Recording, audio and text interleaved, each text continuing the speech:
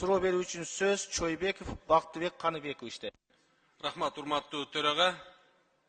Эркин Маратович, Кудай буйрса азыр депутаттарыбыз колдоп берсе, сиздин жалпы кыргыз элинин саламаттыгы сиздин колуңузда болот.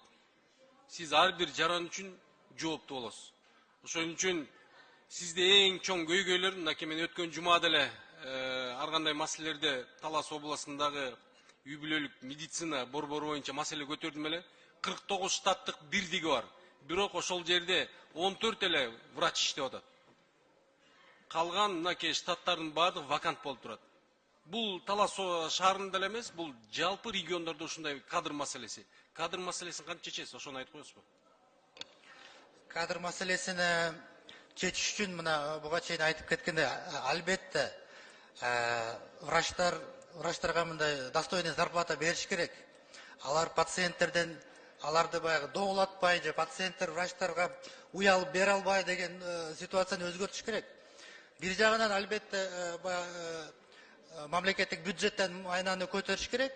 Бул жагынан пландар бар, мен билгенче